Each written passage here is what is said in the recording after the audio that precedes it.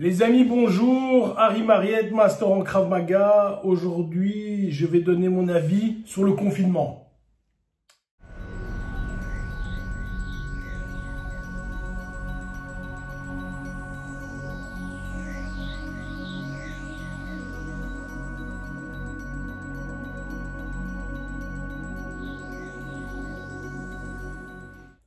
Voilà.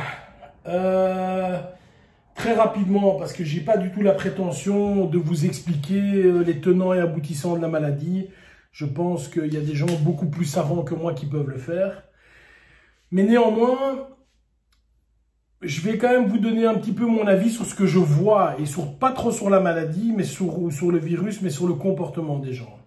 Tout d'abord, revenons un peu sur le Covid, sur le coronavirus.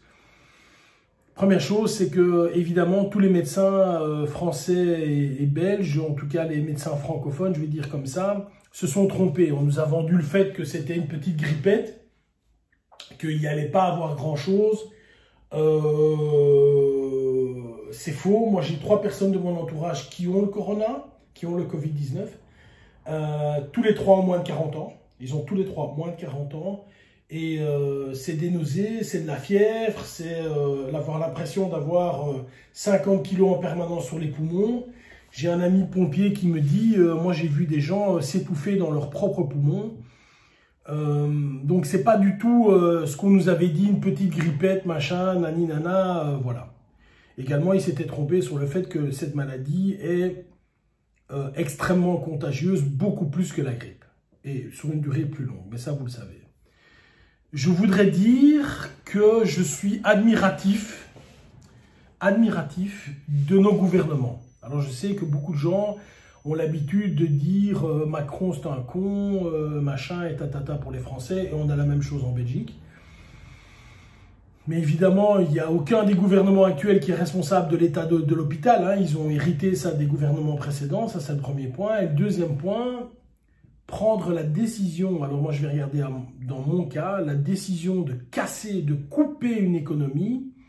Vous savez ou vous ne savez pas, j'ai 2 activités, je fais 3 activités, je fais de la consultance en entreprise, bon c'est plus le moment, j'ai une boutique de costumes sur mesure qui s'appelle letailleur.be, on est top, hein, voilà, et dans ma vie privée, je fais du Krav Maga. Et je fais aussi du Krav Maga professionnellement puisque je suis maintenant directeur du monde au niveau logistique. Mon activité en consultance, on n'en parle plus bien sûr, et mon activité de tailleur où il y a 3 familles qui dépendent de cela, elle est tout simplement fermée. Voilà, elle est fermée. Alors moi, je vais être tout à fait sincère avec vous, c'est simplement pour moi une catastrophe.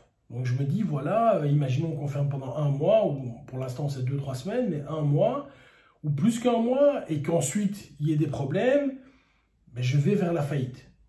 Alors rassurez-vous, je sais manger, j'ai un peu d'argent de côté, donc tout va bien à mon niveau. Mais moi je pense à tous ces indépendants, tous ces gens, les coiffeurs, les cordonniers, enfin bref, tous, sauf les grandes sociétés, et donc c'est-à-dire la majorité des indépendants en France et enfin en Europe, hein, qui sont considérés comme des métiers non essentiels, c'est catastrophique pour nous. On est vraiment en train de mourir. Et le gouvernement a quand même pris des gestes ultra forts pour dire, voilà les gars, on prend ce risque-là de couper l'économie, de casser l'économie, parce que le risque sanitaire, le risque au niveau santé des gens est trop important. Je vais vous citer des chiffres et je vais vous rappeler un jeu, moi j'ai joué quand j'étais plus jeune. Vous savez, on joue à 2 et moi je dis 1, lui dit 2, puis moi je dois dire 4, 8, 16, 32, 64 et 128, 250. Et puis on va vers des chiffres énormes. Hein. On double chaque fois les chiffres de l'autre et alors on fait un peu fonctionner son cerveau et on regarde qui a gagné. J'avais mis sur Facebook, moi j'ai une formation d'ingénieur, et donc mathématiquement ça va plus ou moins, et donc j'avais mis sur Facebook le trend possible en disant un cas, pas le cas le pire, mais un cadre en disant, voilà, tiens, s'il y a une évolution de 19% de la maladie, on arrive à où? On arrive à où en termes de maladie, en termes de contamination dans 30 jours. Et je pense que j'arrivais, je l'ai mis sur Facebook il y a 2 jours, on arrivait à une histoire dans 30 jours à 200 000 ou 220 000, je n'ai plus le chiffre exact en tête, cas répertoriés, parce qu'il y a évidemment tous les cas qui ne le sont pas, en Belgique en 30 jours. Et alors je me suis fait vraiment allumé par certaines personnes. Oui, mais tu es alarmiste, ah, je ne te savais pas aussi craintif, et tatati, et tatati. Des gens qui en réalité ne comprenaient pas la situation. Alors je vais vous faire une autre simulation, un jeu plus simple, avec des vrais chiffres, évidemment, avec des vrais chiffres. Je vais parler de la Belgique et puis je vais parler de la France. Et vous allez voir qu'il y a une corrélation totale. En Belgique, le 5 mars, il y a eu 54 coronavirus. Le 5. Le 10 mars, on en avait 267. 5 fois plus. Le 13 mars, on en avait 559. Le double. Le 16 mars, on en avait 1058. On est aujourd'hui le 19 mars, on est proche des 1900, voilà. En France, le 8 mars, 1126 cas. Le 11 mars, 2280 cas. Le 14 mars, 4500 cas. Le 18 mars, 9134 cas. Autrement dit, les amis, en 3 ou 4 jours, on va dire en 4 jours pour être certain, tous les 4 jours, la situation double. Voilà, je vais prendre la situation de la France parce qu'elle est plus facile. En imaginant qu'en France, aujourd'hui, on est 10 000 personnes. Aujourd'hui, 10, 20, je double, 40, 80, 160, 320, 640, 1,2 million. Si je fais 8 fois 4 jours. En grosso modo, allez, je suis à 1 mois, quoi. Et donc, je veux que chacun d'entre vous se rende compte, et c'est vraiment l'objectif de cette vidéo, que si on a stoppé une économie, si on a confiné les gens, c'est parce que c'est vraiment très, très grave. C'est vraiment très, très grave. Parce qu'évidemment, la moitié de ces gens, ou 30 ou 40% de ces gens doivent se retrouver aux soins intensifs, et on ne sait simplement pas les soigner. Et à un moment, dans un pays comme la France ou comme la Belgique, on va être obligé de dire à certains, voilà, lui il a 40 ans, lui il a 60 ans, je vais soigner celui qui a 40, pas celui qui a 60, lui il va retourner chez lui, mourir à la maison. Allez, c'est des situations qui sont complètement folles. Je veux que vous vous rendiez compte, parce que je vois que des gens sur Facebook, des gens qui me suivent, et moi je ne suis pas quelqu'un qui a peur, j'ai 3 personnes dans mon entourage qui ont le Covid. J'ai aucune crainte de l'avoir, je me sens très bien, il n'y a pas de problème, je me sens très bien. Mais je me dis, peut-être que je connais d'autres personnes qui l'ont, mais qui sont asymptomatiques, et qui vont le transmettre à d'autres. Et si on va dans une situation, par exemple comme en Belgique, hein, ça va aussi très vite, hein, 1000, 2000, 4000, 8000, 10 000, c'est terrible, c'est simplement terrible. C'est simplement terrible. Et donc, comprenez les amis, même si vous n'êtes pas alarmiste, dites-vous ceci. On ne stoppe pas un pays comme la France parce qu'il y a 10 000 cas de grippette. On ne stoppe pas le pays pour ça. On ne stoppe pas les États-Unis qui bloquent leurs frontières aux gens d'Europe parce qu'il y a quelques cas d'une maladie qui te fait tousser un petit peu. C'est pas pour ça qu'on le fait. On ne met pas une économie par terre pour ces raisons-là. On met une économie par terre parce qu'on se rend compte, et ces gens-là, et je ne veux pas du tout jouer le faux sachant, comme disait Macron, mais ces gens-là savent évidemment mieux que nous tirer des graphiques, faire des projections et de se dire, oulala, si on ne réagit pas fort aujourd'hui, on va arriver là.